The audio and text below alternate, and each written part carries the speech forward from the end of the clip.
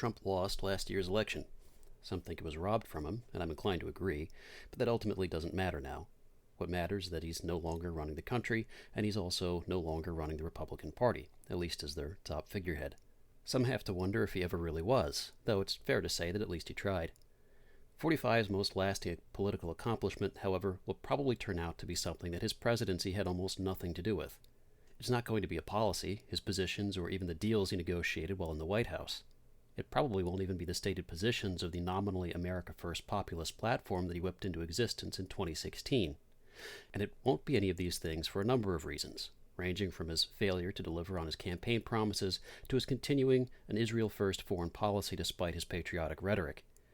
But most striking among these was his neglect to address what turned out to be the single most important issue of our time, the amount of control that the media and technology have over American minds. The sentiment he harnessed and transformed existed before 2016, as most of us probably remember. The Tea Party movement had cut its teeth during the Obamacare protests of the late 2000s before it got co-opted by the sort of Koch-style big business interests that inevitably rubbed shoulders with regime insiders. But at the beginning, the Tea Party was, like Occupy Wall Street, a grassroots attempt to address legitimate concerns. And like Occupy, it was intentionally derailed, but where Occupy served as the test bed of identity politics that would later be inflicted on the rest of the country, the Tea Party just had to be made to look like fools. Many of its proponents didn't even realize it. Trump's most significant accomplishment will be the construction of an aesthetic. He built off of the rising tide of populist energy that Obama's administration inadvertently encouraged by being so flagrantly divisive. But the reason this became Trumpism in 2016 wasn't because he could articulate a platform any better than someone else could. It was because he knew how to craft an aesthetic. What was left of the Tea Party remembered America, but they didn't necessarily know how to imagine it outside of a loose and popularly bludgeoned cultural sentiment. All Trump needed to do in 2016 was brand that and coalesce his platform around the images of American populism. It worked, as we can remember from just what the meme wars were online. The image was far more important than the content. But this is also where it started to go wrong. Before we get to that, we have to address what exactly conservatism is. The conservative movement, with perhaps a capital C, begins with William F. Buckley, Russell Kirk, and the founding of National Review. This must be remembered, understood, and defined. We'll get to this more in a moment. Conservatism, at least as a general sentiment and as the right wing of the American political spectrum, certainly extends much further back than that. Although criticism is warranted, Kirk's 1954 volume The Conservative Mind authoritatively traces American conservatism back through the thinking of Edmund Burke, a man generally reviled by the right for being too liberal. In reality, Burke's thought typifies Anglo-Whiggish conservatism without going too overboard. Emphasis on blood and country, respect for traditions of a people over their fads and fashions, and the contextualization of law within the definitions of society and God all find their odes in Burke's corpus. There is little here to disagree with.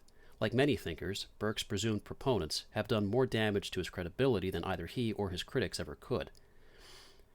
Burke didn't call himself a conservative in any identitarian sense. Neither did the likes of George Washington or John Adams. The term, as mentioned just above, did not become the mark of a movement, of a political identity, until the 1950s.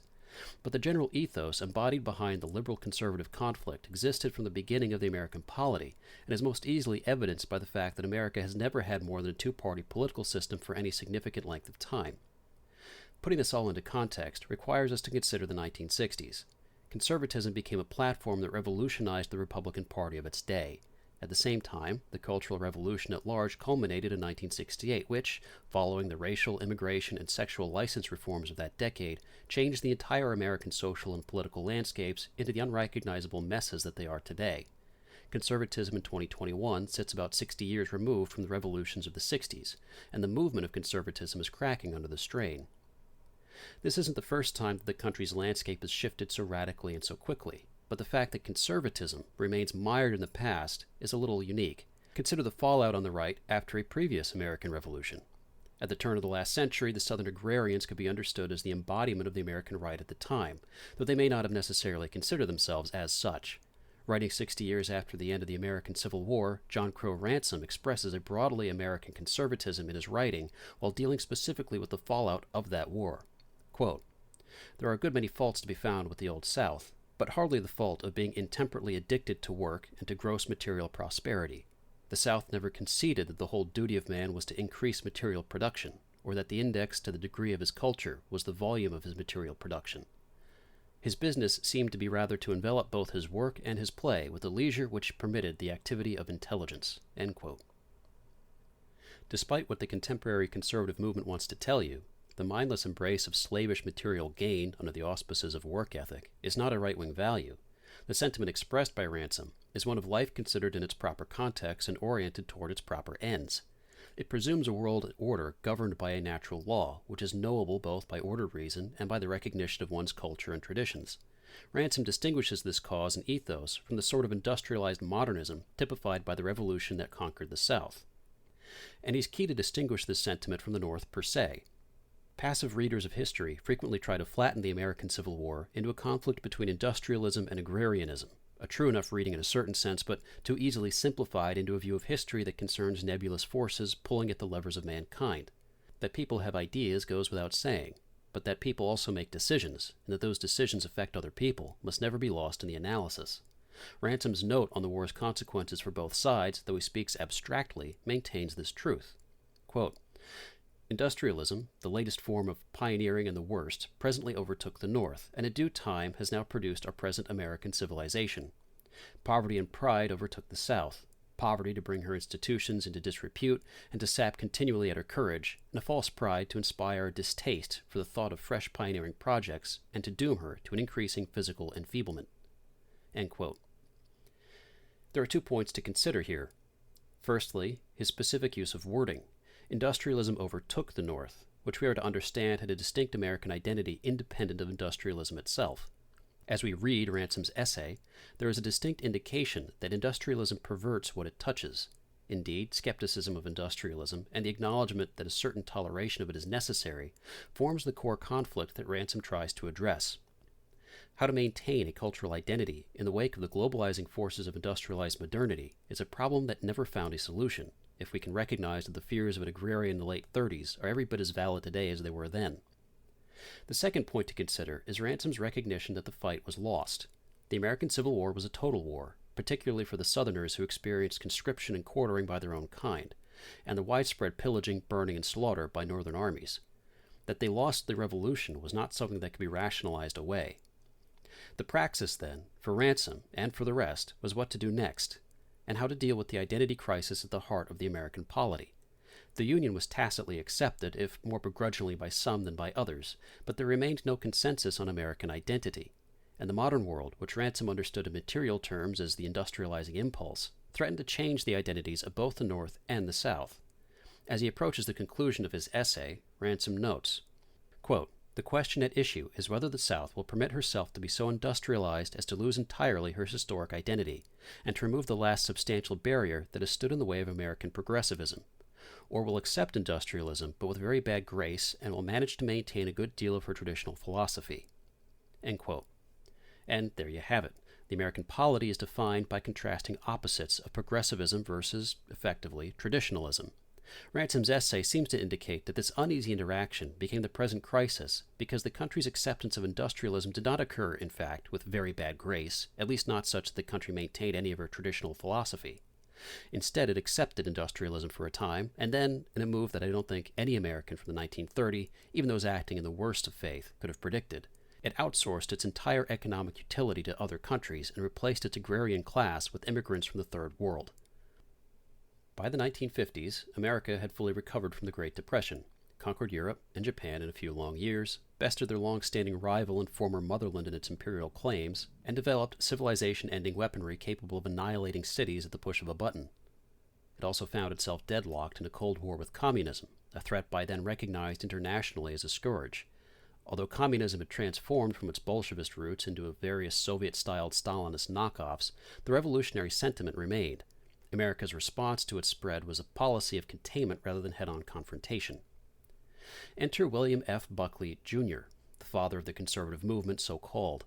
His 1951 book, God and Man at Yale, was published just as he began working for a 2-year stint at the CIA. Prior to that, while he was still at Yale, he had worked as an FBI informant and was a member of Skull and Bones. You can't ask for a backstory that glows any brighter in the dark. Since neither military involved in the Cold War wanted to run the risk of mutually assured destruction, the war unfolded equally as much, if not more, in the departments of their propaganda ministries as it did in their armed forces. For the Soviets, That meant their foreign KGB departments and how they funded and engaged with subversive groups across the West. You can see any history of the American Civil Rights Movement for more on that topic. For Americans, it meant the CIA. The Cold War, perhaps unintentionally, cornered Americans and the other Western powers into an entertainment of false dichotomies. Terms like capitalism, individualism, and freedom became emptied of their proper context to be stand-ins opposite of communism, collectivism, and authoritarianism. International finance came to be seen as the opposite of state-run centralized economics. As a result, by the 1980s, libertarianism became wedded to the Buckleyite conservative movement, despite being in direct opposition to anything that could be defined as conservative. But we'll get to that later. Ostensibly considered a polemic, God and Man at Yale reads like a combination of a college gossip rag and the immature political projections of a young liberal, partly because it is. Some of that can be forgiven, considering Buckley's relative youth at the time of its publication. He was only 25 when he wrote it, though he'd experienced as much by then as most people twice his age today. So goes the life and times of an Ivy Leaguer in mid-century America, perhaps, whose wit and intellect attracted the attention of a quickly modernizing federal intelligence apparatus. But to humor a brief example, try taking Buckley at his word. Writing on the economic texts of Yale's curricula, Buckley indulges in the sort of cliché apologias for the free market that conservatives have been repeating ever since. Quote, "It is clear that these economists believe that it is good economic, to say nothing of political and social policy, to redistribute income to a far greater degree than is already being done in the United States. Not one of them mentions contrary observations by highly reputable economists. Not one of them so much as pays lip service to the highly respectable doctrine that it is anti-democratic to take from someone what the people in the first instance decide to give him.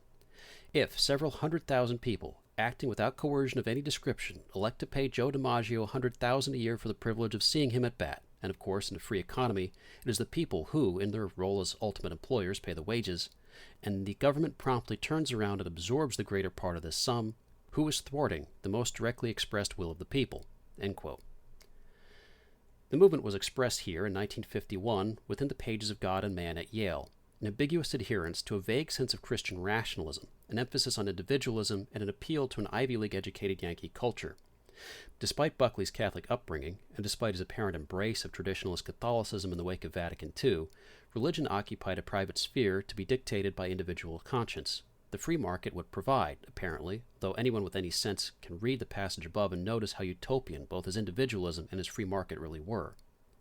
At Buckley's personal discretion, the conservative movement steadily cordoned off the definition of the term and systematically excluded all elements of the right that were odious to upper-class white liberal sensibility.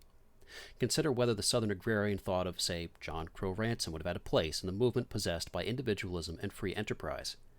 Of course, the Southern agrarians were all Democrats, but the Democrats of the 1930s retained some shred of Southern conservatism that defined its popularity before the Civil War.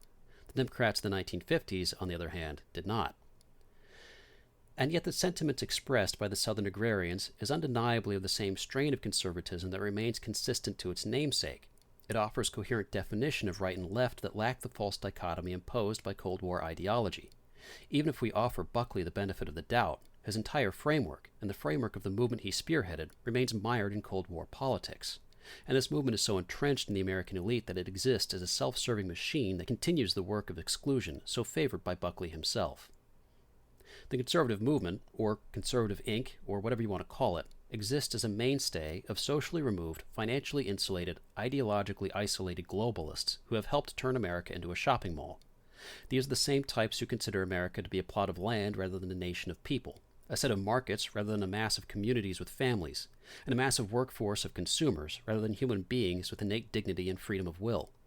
Leftist theorists like Frederick Jameson, Jean Baudrillard, or, if you'd prefer, Slavoj Žižek, accurately diagnosed the hollowness of American consumer culture throughout the 90s, though without the insight or without the grit to admit that they didn't know how it happened or whether or not it was bad. The conservative movement, then, is not the answer to America's decline, but a fundamental element of what's bringing it about. This is why the purges were so crucial. I've cited Gottfried's note about Buckley's purges before, but it's worth repeating. Quote, "The conservative movement that came into existence in the 1950s did not engage in purges only every now and then, nor did it remove people with the cooperation of liberal journalists because its targets were wingnuts. Its victims became wingnuts by virtue of having been purged and slandered. The purges were not a passing or merely ancillary aspect of conservatism. They were a defining characteristic of a movement whose function was to stake out ground where the left had been a moment before." End quote. There has always been a grift, no matter what side of the political divide you're looking at. The conservative movement itself, taken in a certain light, was a grift, though instead of by cash-hungry entrepreneurial types looking to make a name for themselves, it was mostly hawked by Ivy League-educated Martha's Vineyard types looking to control a particular narrative. This narrative, ultimately, is the same one that the Southern agrarians had identified as a question less than half a century before. What exactly is American identity? The agrarians were by no means the only conservative group of the early 20th century either, nor was William Buckley's movement the only conservative group of the mid-century, though his has turned out to be the most relevant because of how successful his purges were. The Buckleyites succeeded in dictating American identity as a definition of markets. Americans were those who existed in an American trade zone, presumably born into it, but immigrating to it sufficed as well. Wealth, trade, and the preservation of a military force necessary to enforce it, these were the practical considerations and the fruits of Buckley's movement. Any relationship to be found with the evangelical right, with Catholics in general, and with those who stood against the sexual revolution, those who found common ground with the conservative movement on social issues, in other words, was wholly secondary to the appeals made by upper-middle white liberal sentimentality. With this in mind, neoconservatism comes across far more as a result of the conservative movement shedding certain social pretenses, rather than the reaction it claimed to be, though in hindsight, this is pretty obvious. Despite some of the early contributors to National Review reading like the sort of traditionalist conservatives one would expect from old-time America, the sad truth is that the steady expulsion of people and ideas from Buckley's movement resulted in a magazine that more or less parroted the interests of the ruling regime.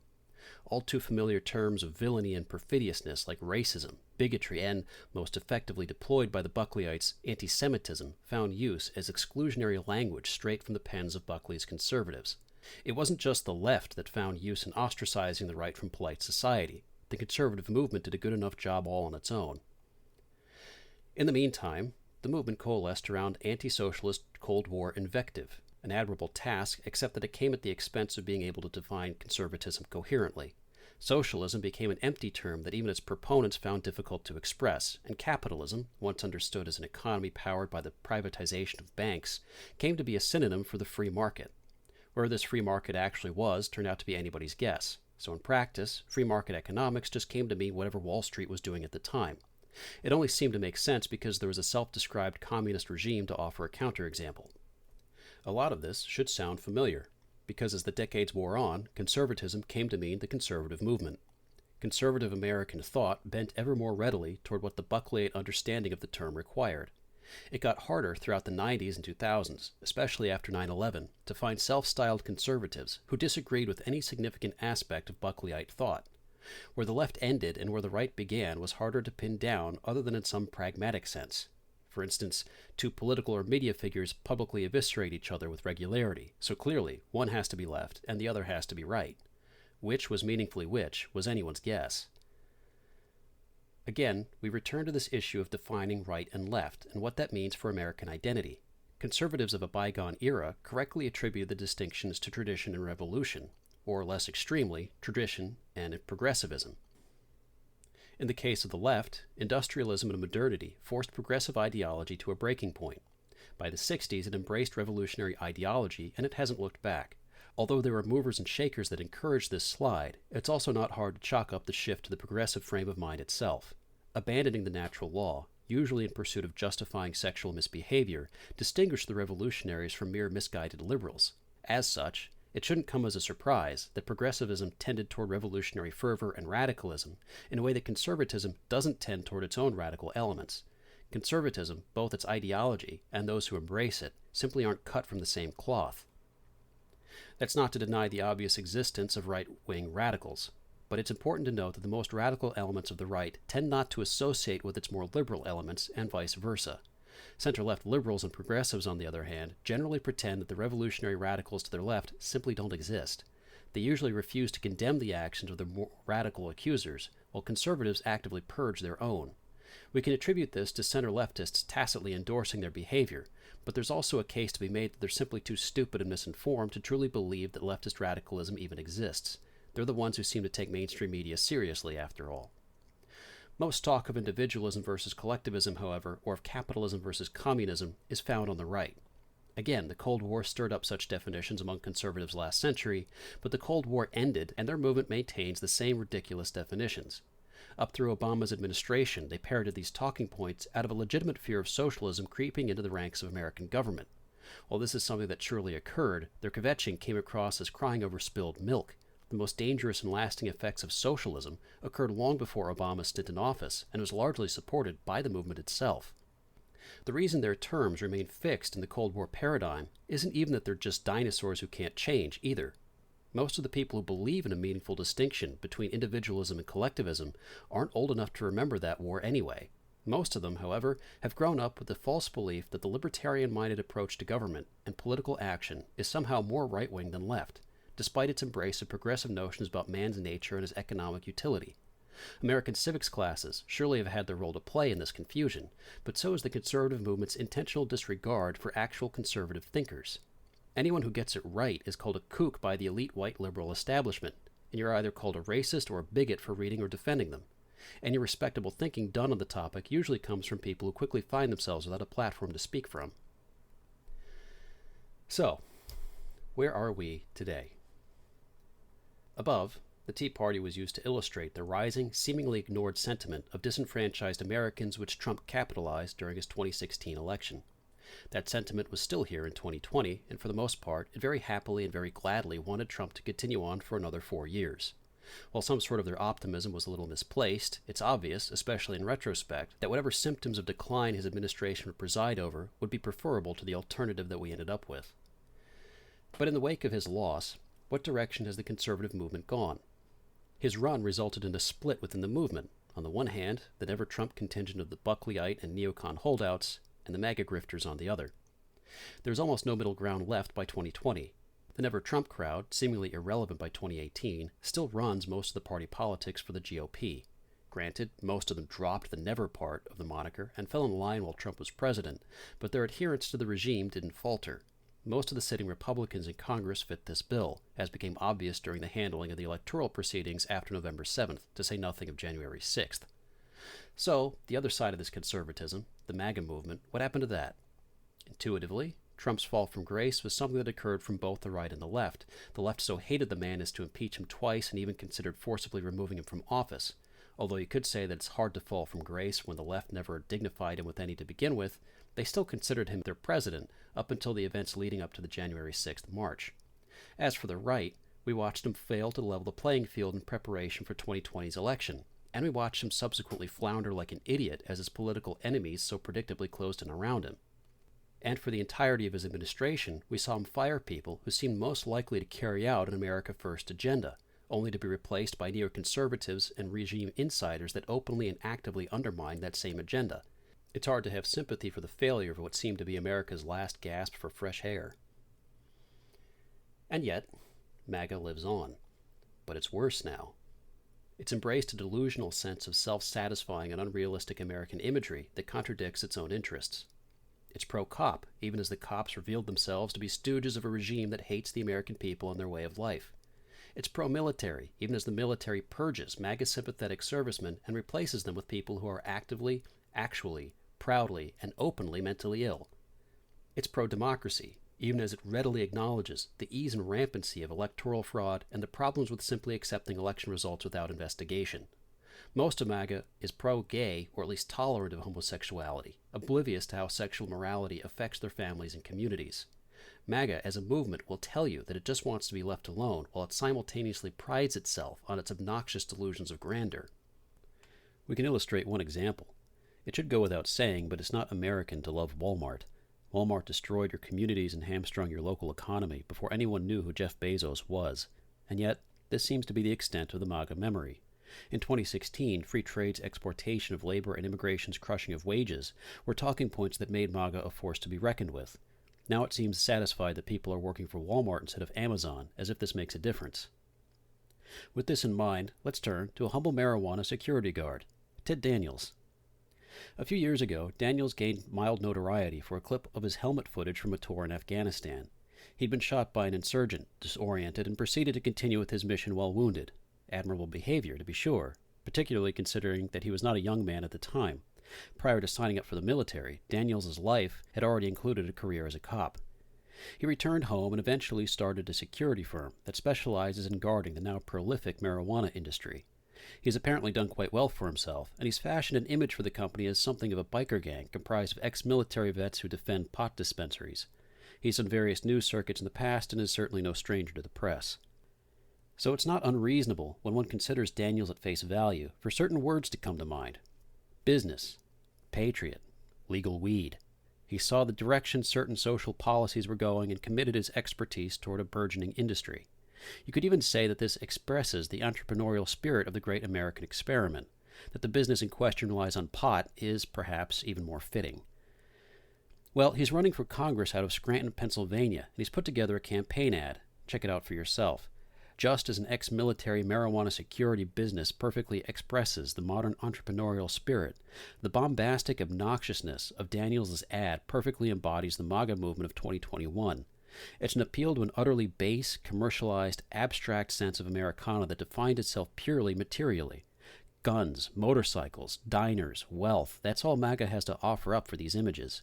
To Daniels' credit, he at least has something to support his message, unlike the absolute frauds over at Black Rifle Coffee who tried the same grift. But, in a word, it's cringe. While we're at it, let's make a few things clear. Scranton leans blue pretty heavily. Not heavily enough to suggest that a self-styled outsider has no chance of winning, presuming that the usual tricks of the Democratic Party aren't completely entrenched in Scranton's electoral process. But to say that the win is unlikely is itself quite a stretch. Notice the grift. Run in a recognized blue region, pitch yourself as an unpopular America First candidate to appeal to Trump's base, fill your rhetoric with knockoff phrases of Trumpian gusto, and then open up campaign donations. We'll just have to see how that pays off for him, but we've seen patterns like this unfold before. The MAGA movement is absolutely full of this phenomenon, and yet it keeps falling for the same grift. All of its commentators and public figures embrace a crass, translucent, money-centered dishonesty that should be making the conservative movement scratch their collective heads. Wait, it was this easy? We just had to wave a flag and eat hot dogs and they just suddenly give us all their money? Well, 50 years ago they wouldn't. But in a country that the conservative movement has helped hollow out and destroy, desperate times call for desperate measures. The supporters of the MAGA movement see someone like Mitch McConnell or Mitt Romney and rightfully recognize them as snakes, but they turn around and see someone like Ted Daniels and think, heck yeah, Daniels at least built a business that doesn't have a Wall Street mailing address. But if he thinks that talking about swamps and glorifying guns is a platform, he's got another thing coming. But maybe this is being too harsh on MAGA.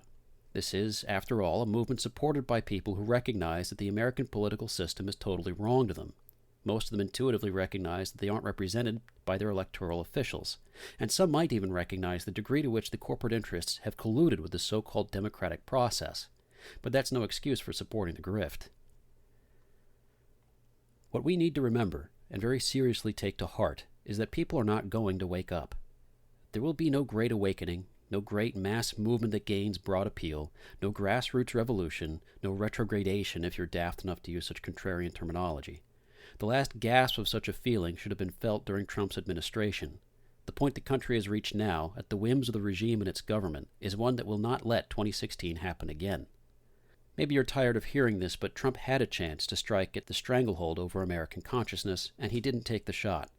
Even if his plan would have failed, or even if it wasn't a good one, if he'd at least expressed that a plan existed and attempted to implement it, he could take some credit for doing his best to avoid the reality of 2021. Instead, he left office with Silicon Valley stronger than it's ever been in its entire existence, and an unimpeachable media apparatus that seems to have realized that credibility among most Americans was never really the point. They shape the narrative, and the people in charge behave according to that narrative, whether they believe in it or not. But 2020 happened and is behind us now. The nation, for the most part, accepted the infliction of anarcho-tyranny at levels utterly unprecedented and unimagined except by the most extreme of the right wing. Let us not forget, cities were on fire by regime-championed ethnic minorities at the same time that local civil law enforcement was arresting soccer moms for bringing their kids to playgrounds. Burn those images into your head. That's the future. It hasn't changed. And yet, nonetheless, nothing happened. There was no great uprising. There was no great reaction. The most that could be attested to is a mob led by federal informants being led into the Capitol building by D.C. police so that they could wander around and take selfies as they put their feet up on Nancy Pelosi's desk. Except we know now how that turned out. Numerous Americans still rot away in extrajudicial solitary confinement while Donald Trump gives speeches at CPAC. Well, there's your leader. And that's your government. And the guy whose team stole the election fair and square can barely read a teleprompter and eat his own boogers. It's comical how far the American empire has fallen in so short a time. The conservative movement, meanwhile, tells you to mask up to protect yourself from the Delta variant. If you're under 50, you have a greater cause to fear the flu if the CDC's own numbers are to be understood. But Mitch McConnell will tell you to get an experimental vaccine that alters your mRNA. Ben Shapiro will too. Sean Hannity bravely dons a CIA pin on his lapel when he addresses his viewers on Fox News. The last vestige of hope you might have as a normie card-carrying Republican is Tucker Carlson, a man who is very obviously stringing the Murdoch syndicate along until he gets his pink slip. There will not be a mass movement of people who will retake the American government. Electoral reform does not address the root of the problem, and that's if we're optimistic enough to expect electoral reform to happen in the first place. Regime change is not, almost without exception, determined by mass movements swelling up from the grassroots.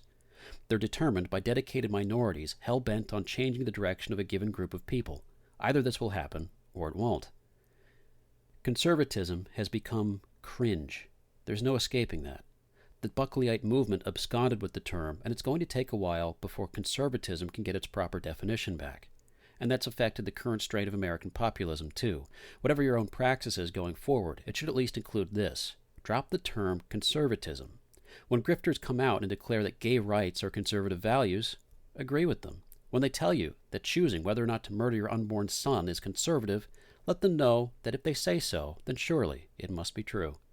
When they support Israel at the expense of American interests, call you an anti-Semite, and declare that immigration is a positive force for American sovereignty, recognize that this is exactly what conservatism is now.